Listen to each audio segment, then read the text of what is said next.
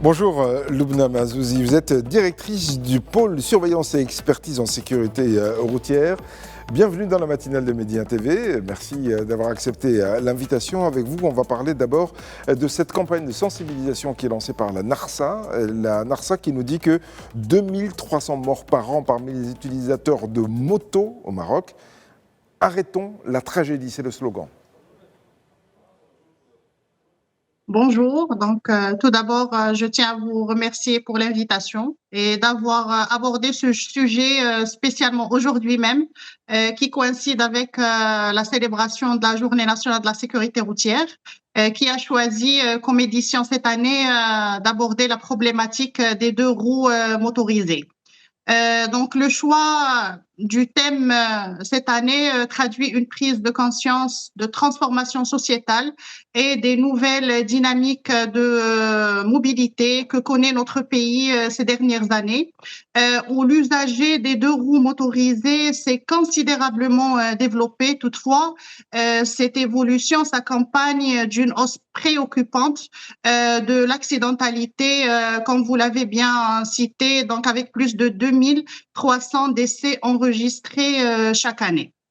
Donc, Oui. d'après les statistiques provisoires de l'année 2025, ces usagers représentent près de 45% de l'ensemble des victimes d'accidents de la route. Donc, un chiffre qui reste vraiment très alarmant en matière de sécurité routière, avec une hausse qui est de l'ordre de 63% par rapport à l'année 2015, qui est l'année de référence de la stratégie nationale de la sécurité routière, contre une baisse au niveau de l'ensemble des autres usagers, tout confondu, qui a atteint les moins 27%. Donc, ce que nous avons pu gagner dans tous les autres usagers de la route, malheureusement, on l'a perdu par rapport à cette catégorie.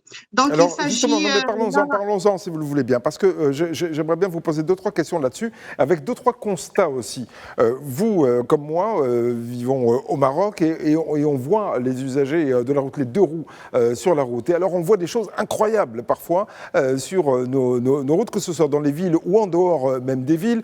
On voit des deux roues avec plus de 2 personnes qui sont transportées sur le deux roues, parfois 3, parfois 4 personnes, pas de casque.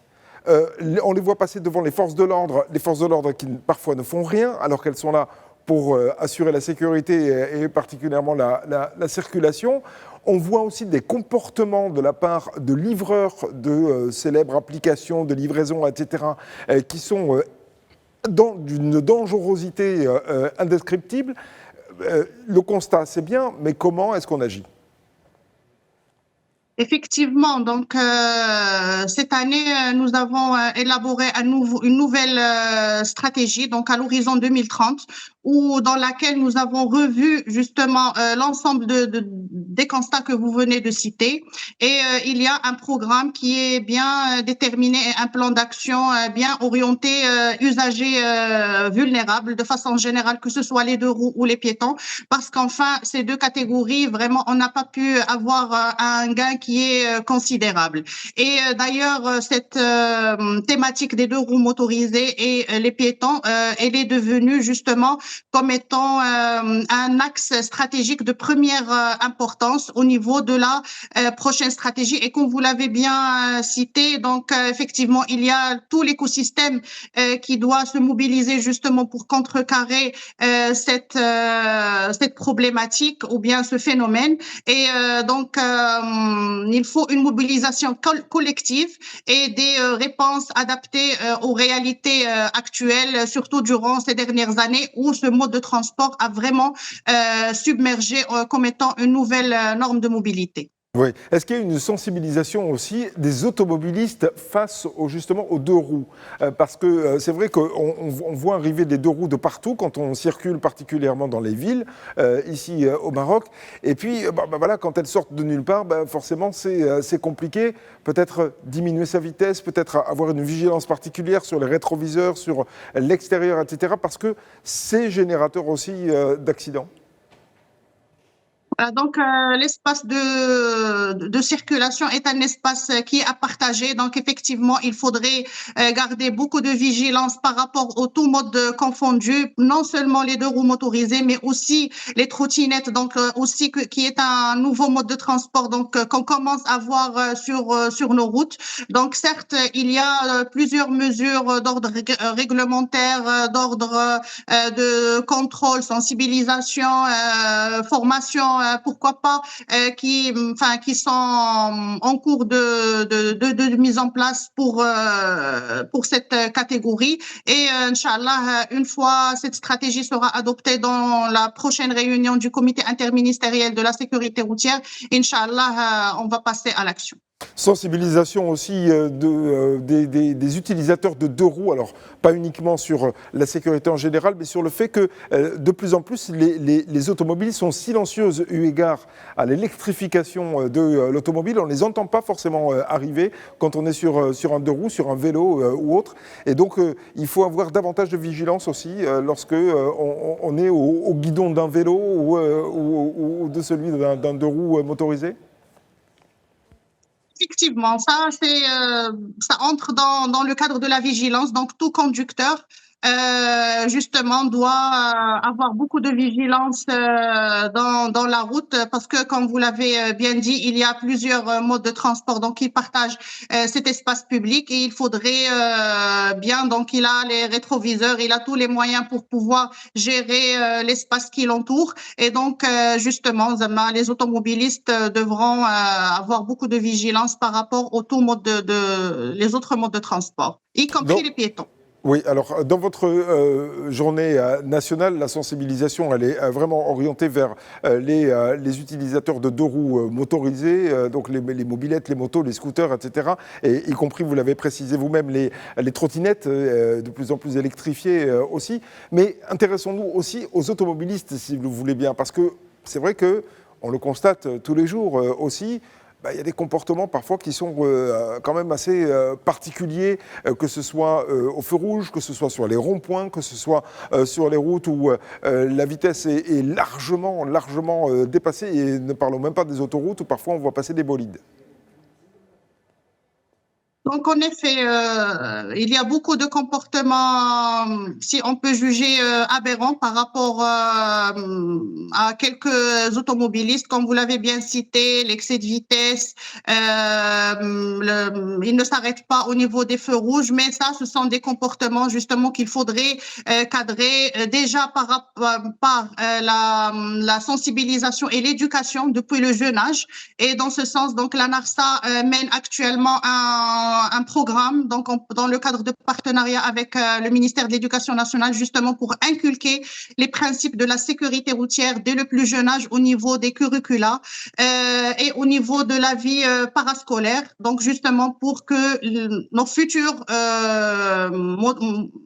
motoristes ou bien les futures personnes qui vont conduire, donc les nouveaux conducteurs, donc puissent justement s'inculquer et s'imprégner des principes de la sécurité routière depuis le jeune âge, parce que finalement c'est une culture justement qu'il faudrait inculquer au niveau de tous les utilisateurs de la voie publique. Oui. On va s'intéresser particulièrement à ces livreurs en deux roues qu'on voit se multiplier dans les villes, ici au Maroc, avec des jeunes gens en général qui sont donc sur des mobylettes qui vont très très vite, qui ne respectent aucune règle parce qu'ils sont pris par le temps. Est-ce qu'il y a des solutions qui sont envisagées ou peut-être des idées nouvelles pour pouvoir pallier cette difficulté qui fait risquer leur vie à des jeunes gens quotidiennement, voire plusieurs fois par jour?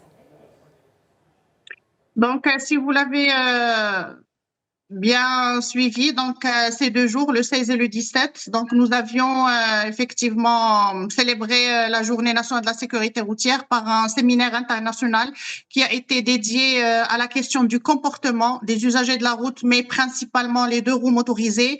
Et l'un des panels, donc, nous a rejoint le directeur général de Glovo. Donc, c'est la première entreprise de livraison au Maroc, donc avec laquelle nous avons signé justement une convention pour pouvoir contrecarrer les comportements malsains de ces livreurs, justement, qu'on voit tous les jours sur la voie publique. Et il y a vraiment un programme qui est très ambitieux, qui est mis en place à l'horizon 2030 pour pouvoir traquer et suivre et analyser le comportement de ces livreurs et le redresser davantage. Oui, et là aussi, il y a des décisions, ou en tout cas des idées très très concrètes qui ont été élaborées, c'est-à-dire avec l'augmentation par exemple du temps de livraison, parce que c'est vrai que les personnes qui commandent veulent une livraison le plus rapidement possible, et puis les autres, les livreurs veulent en livrer le plus possible pour gagner eux-mêmes leur vie. Donc comment trouver le bon équilibre entre cette équation difficile ?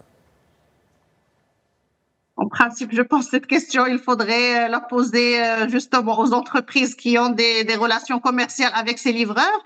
Mais d'après notre expérience justement avec l'entreprise Glovo, justement, le paiement se fait par rapport au trajet, donc c'est pas par rapport au temps.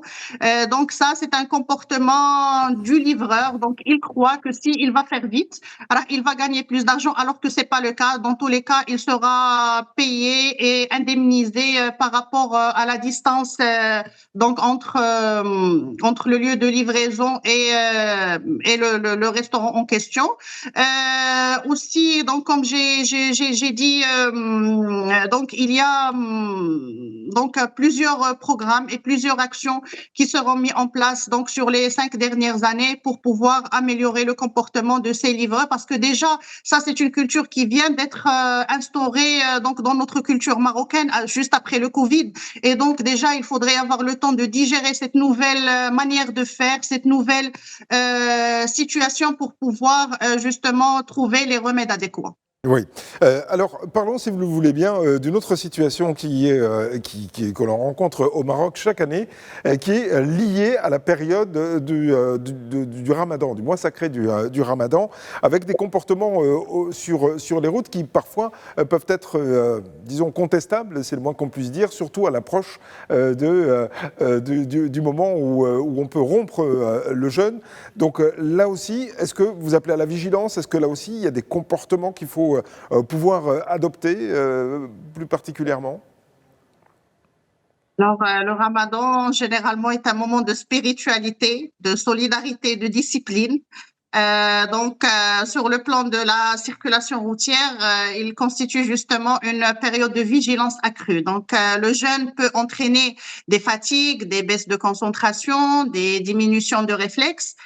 Donc, ces facteurs, lorsqu'ils sont combinés à l'augmentation du trafic, notamment à l'approche de la rupture du jeûne, donc créent un contexte qui est particulièrement propice aux accidents.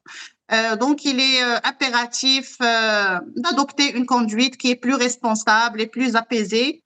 Cela suppose anticiper les déplacements, éviter les heures de pic et de grande affluence, de respecter strictement les limitations de vitesse et d'augmenter la distance de sécurité donc entre véhicules.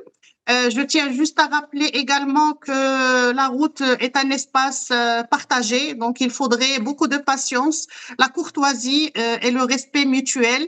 Ils doivent primer justement sur tout ce qui est précipitation. Et je pense qu'arriver quelques minutes plus tard vaut toujours mieux que ne jamais arriver, ou bien de perdre sa vie et la vie des autres usagers.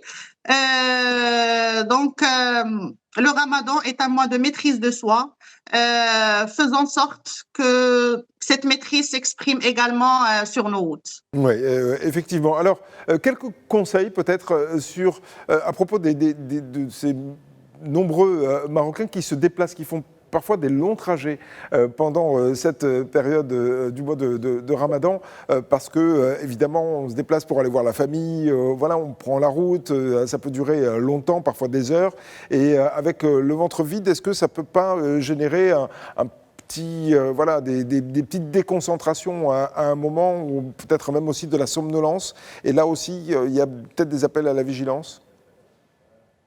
Justement, donc tout ce que vous venez de dire, donc ce sont des facteurs qui peuvent influer la concentration et le réflexe des conducteurs. Donc avec le jeune, justement, il faudrait garder cette vigilance par rapport à ces facteurs et il faudrait justement anticiper les déplacements, prendre les dispositions nécessaires pour pouvoir arriver en toute sécurité, tout en respectant justement, c'est-à-dire la vie, sa propre vie et la vie des autres. Oui, alors on sait que pendant cette période de Ramadan, beaucoup de Marocains vivent beaucoup la nuit, eu égard voilà, aux horaires qui sont imposés la journée, les horaires de jeûne bien entendu.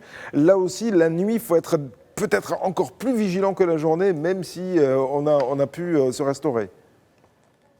Oui, en effet, pour la nuit, spécialement pour les piétons et les deux roues motorisés. Donc, il faudrait que les personnes soient vraiment visibles, avoir des gilets réfléchissants ou bien des baguettes réfléchissantes, justement, pour améliorer leur visibilité sur l'espace public, avec surtout le port du casque pour les deux roues motorisées, parce que en cas de chute, généralement, la situation devient très grave dans le cas de non-port du casque. Donc, j'invite vivement tous les utilisateurs des deux roues motorisées à se protéger en utilisant un casque qui est homologué. Oui, on revient, on a la boucle est bouclée, si j'ose dire. On revient à votre slogan pour cette journée nationale de la sécurité routière. 2300 morts par an parmi les utilisateurs de moto. Arrêtons la tragédie parce que oui, il s'agit d'une véritable tragédie pour l'ensemble du royaume. Oui, effectivement, parce que la hausse qui a été enregistrée, c'est une hausse qui est très alarmante. Donc, on est pratiquement passé de 1600 tués en 2015 à pratiquement actuellement 2600. Donc, ça fait 1000 tués de plus. Et donc, vraiment, c'est une tragédie qu'il faudrait arrêter avec, bien sûr, l'implication de tout le monde, de tout l'écosystème, que ce soit des institutionnels, que ce soit le secteur privé, que ce soit les associations et aussi les citoyens. Donc, ils devront justement respecter les règles, ne pas se mettre en danger et mettre la vie des autres en danger. Merci beaucoup, Lumna Marzouzi, d'avoir été en direct avec nous sur Medi 1 TV, de nous avoir apporté cet éclairage. Je rappelle que vous êtes directrice du pôle surveillance et expertise en sécurité routière. Merci encore et excellente journée.